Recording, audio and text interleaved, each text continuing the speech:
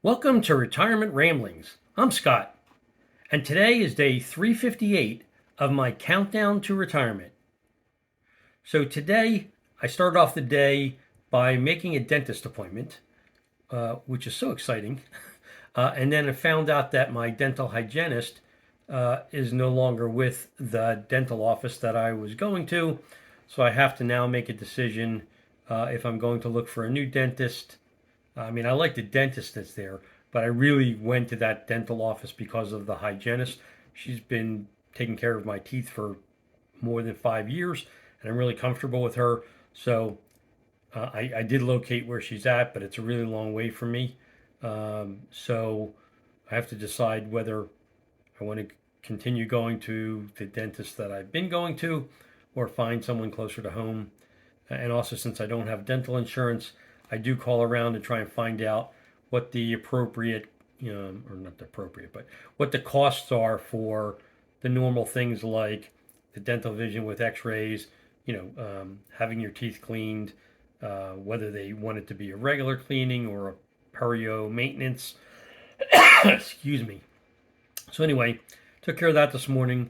Then before the 9:30 cutoff, I submitted a order for a 17-week T-bill that was going up for auction today, and I was able to get that filled with an investment rate of 4.308, and so that will come due in May.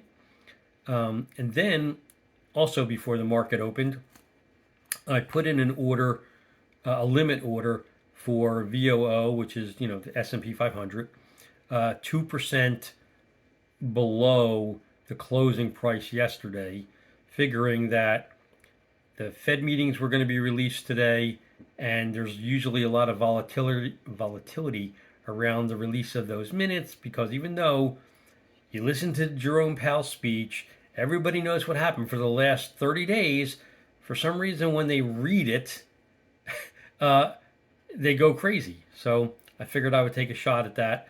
It didn't end up panning out, but I do expect volatility to pick back up, and I'm sure I'll get another chance to add to my holdings at lower price points than where they are right now.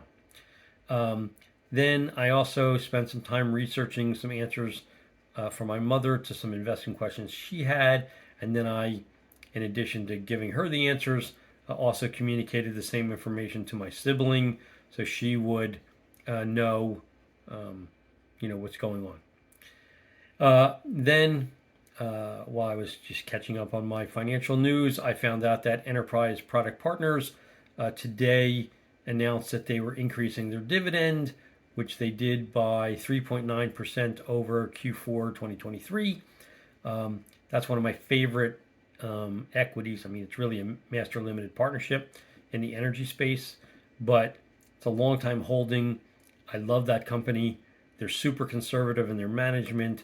They, return funds to shareholders through both buybacks and through dividends. They've got a 6.58% dividend right now. I mean, when I first started purchasing that MLP years and years ago, the dividend was like 13%.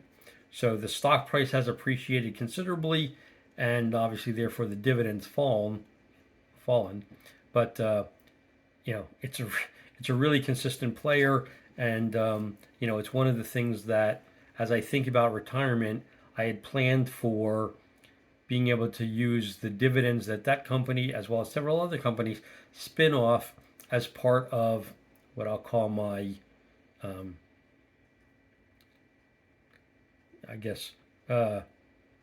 either my Scott annuity or my Scott pension, however you want to look at it. Since I'm not going to have a real pension, I was looking to backfill some kind of income streams with dividend providers, but not at the expense of giving up the growth that you would normally also see, because I do care about the total return I'm getting, not just the dividends for the income stream.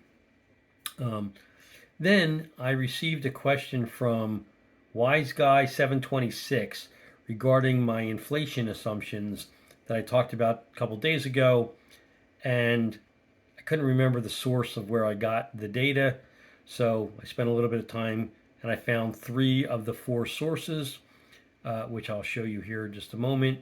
And basically, you know, how I did the calculations was I looked at, the median, the average. Sometimes I did the median of 2 different averages. I tried to come up with what I thought, again, was reasonable assumptions based on the historical numbers over my lifetime. So basically, I looked at all the data from 1961 to 2024, and I used that time window to come up with all of the values that I've used in my Bolden inflation assumptions, whether that's for medical, Social Security, COLA, regular general inflation, or housing appreciation. And then I ended today by cooking a prime rib roast, which I had purchased from Aldi back before Christmas, and I had set it aside, and then we went away for Christmas, so I didn't end up using it then. So anyway, I followed a recipe that was put out by Chef Joshua Weissman, and it came out pretty good. I was satisfied with it, and then I expect to be slicing it down, for I'll call it sandwich meat, but really I won't be eating it on any bread or anything since I'm back on carnivore. So it'll be a nice tender piece of meat, just thin sliced. Anyway, and now that I think about it, I might even make jerky out of it. But in any event, that's everything that happened today. If you have any questions, any comments, please leave them in the comment section down below, or you can drop me an email at myretirementramblings@gmail.com. So until tomorrow, take care, and thanks for stopping by.